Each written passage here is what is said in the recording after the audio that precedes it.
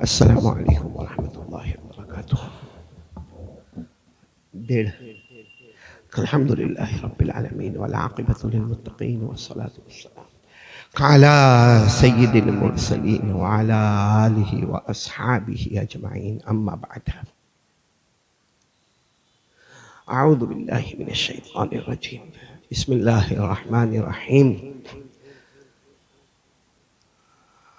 ان الینا ایابہم ثم ان علینا حسابہم۔ صدق اللہ مولانا العظیم وصدق رسولہ النبی الکریم ونحن علی ذلک لمن الشاہدین والشاکرین۔ الحمد للہ رب العالمین۔ میرے محترم دوستوں اور بزرگوں، اللہ کا بہت بڑا کرم، بہت جلد ہم اس مسجد میں آ رہے ہیں اور جمعہ کی نسبت پہ آ رہے ہیں اور اللہ رسول کو راضی کرنے کے واسطے آ رہے ہیں۔ دعا کریں کہ اللہ تبارک و تعالی ہم سب کے جمع ہونے کو قبول فرمائے، اللہ ہمارے بیٹھنے کو قبول فرمائے، اللہ ہمارے سننے کو قبول فرمائے۔ میرے پیاروں، بہت سوچنے اور سمجھنے والی بات ہے، اور حکیم الاسلام قاری طیب صاحب رحمۃ اللہ علیہ۔ کون حکیم الاسلام؟ قاری طیب صاحب رحمۃ اللہ علیہ، جو دارالعلوم دیوبند کے 55 سال تک محتمیم تھے۔ 55 سال تک دارالعلوم دیوبند کے محتمیم تھے۔ وہ ایک بات ان کی بہت پیاری پسند آئی مجھے کہ ہم کتنا بھی اللہ ہم کو مال دے رہے ہیں، کتنا مال دے وے، کتنی دکان دے وے، کتنے مکان دے وے، کتنی پراپرٹی دے وے، کتنی جائیداد دے وے، یا اللہ ہم کو کتنا بھی علم دے وے، ہم حافظ بنے، قاری بنے، عالم بنے، مفتی بنے، مجود بنے، مرتل بنے، قرات سبع پڑھے، قرات عشرہ پڑھے، ہم کچھ بھی بنے، لیکن ایک دن اللہ کے سامنے جانا ہے اور سب سوالات کے جوابات دینا ہے۔ قرآن کریم میں اللہ نے فرمایا کچھ لوگوں کو میں جنت میں بھیجوں گا، کچھ لوگوں کو جہنم میں بھیجوں گا۔ معلوم نہیں ہمارا جنت میں جانا ہوگا یا جہنم میں جانا ہوگا۔ حضرت حذیفہ، کون؟ حضرت حذیفہ رضی اللہ تعالیٰ عنہ، آخری وقت حضرت حذیفہ رضی اللہ تعالیٰ عنہ کا انتقال مدینے میں نہیں ہوا، مدائن میں ہوا۔ کہاں ہوا؟ مدائن ایک جگہ ہے۔ تو حضرت حذیفہ رضی اللہ تعالیٰ عنہ کا آخری وقت مدائن میں، اور سب لوگ سمجھ گئے کہ حضرت حذیفہ دنیا چھوڑ کے جا رہے ہیں، یہ رخصت ہو رہے ہیں، تو محلے کے لوگ جمع ہوتے گئے، اور حضرت حذیفہ زاروں قطار روتے گئے۔ کسی نے آ کر کہا ما یبکی کا یا حذیفہ، کسی نے کہا حذیفہ یہ رونا کس بات کا؟ اور پھر کہنے والے نے کہا حذیفہ آپ کو تو رونا ہی نہیں چاہیے، آپ تو ہمارے نبی کے چہیتے تھے، آپ ہمارے نبی کے لاڈلے تھے، ہمارے نبی نے دل و جان کے بھید کی بات کسی کو نہیں کہی تو صرف حضرت حذیفہ کو کہی۔ اسی لیے حضرت حذیفہ کے ساتھ ایک جملہ آتا ہے، صاحب سر رسول اللہ صلی اللہ علیہ وسلم، یعنی یہ وہ صحابی ہے جو حضور کے سیکریٹ کو جانتے تھے، حضور کے بھیدوں کو جانتے تھے۔ باقی سب صحابی کے بعد رضی اللہ تعالی عنہ، لیکن حضرت حذیفہ صاحب سر رسول اللہ صلی اللہ علیہ وسلم، حضور صلی اللہ علیہ وسلم کے بھیدی تھے۔ تو کسی نے کہا آپ کو انتقال کے وقت رونے کی کیا ضرورت ہے؟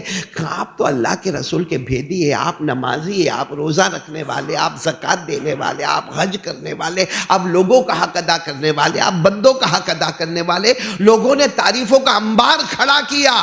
حضرت حذیفہ نے آخری وقت میں چیخ ماری، کہا کچھ یاد نہیں۔ کیا فرمایا؟ کچھ یاد نہیں۔ صرف قرآن پاک کی ایک آیت سامنے بار بار آتی ہے، جو 25ویں پارے میں آج بھی وہ آیت ہے، ایک جماعت جنت میں جائے گی، ایک جماعت دوزخ میں جائے گی۔ حضرت حذیفہ فرماتے پتہ نہیں میرا شمار کس میں ہوگا، معلوم نہیں میرے بارے میں جنتی ہونا لکھا ہوگا یا جہنمی ہونا لکھا ہوگا۔ اور یہ آیت آج بھی چمک چمک کے دھوم دھام مچاتے ہوئے قرآن پاک میں، کون سا پارہ؟ اللہ نے فرمایا فریق فی الجنہ وفریق فی السعیر۔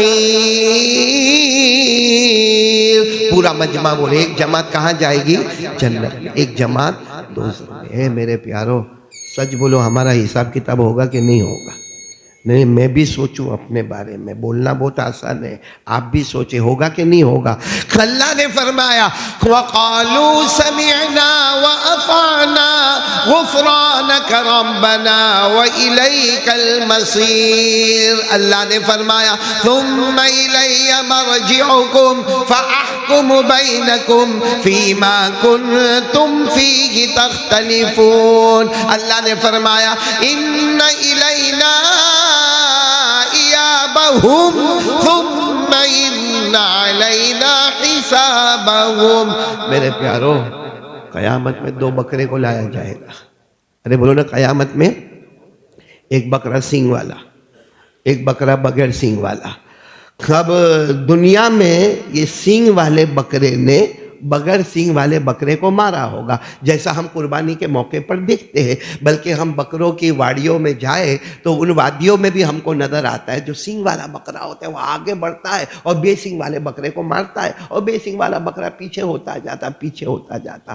اللہ قیامت میں دونوں قسم کے بکرے کو بلائیں گے، یہ سینگ والا آ گیا، یہ بغیر سینگ والا آیا۔ اللہ تبارک و تعالیٰ فرشتوں کہیں گے اس کا سینگ نکالو، اور اس کے بڑے بڑے سینگ نکالے جائیں گے، اور جو بے سینگ والا بکرا تھا اس کو دیے جائیں گے، اور پھر اللہ کہیں گے مجھ سے بڑھ کر انصاف کرنے والا کون ہوگا؟ اللہ فرمائیں گے وَكَفَى بِنَا حَاسِبِينَ، مجھ سے بڑھ کر انصاف کرنے والا کون ہوگا؟ اللہ فرشتوں کو کہیں گے یہ سینگ والا بکرا، اس کے سینگ کو اکھاڑ دیا جائے، بغیر سینگ والے بکرے کو دیا جائے، اور پھر اللہ تعالیٰ بغیر سینگ والے بکرے کو کہیں گے دنیا میں اس نے جتنا تجھے مارا تھا اتنا مار لے، کیونکہ میرے سے بڑھ کر انصاف کرنے والا کوئی نہیں۔ جو جانوروں کا حساب انصاف کے ساتھ کرے گا وہ میرا اور آپ کا حساب کیسا کرے گا؟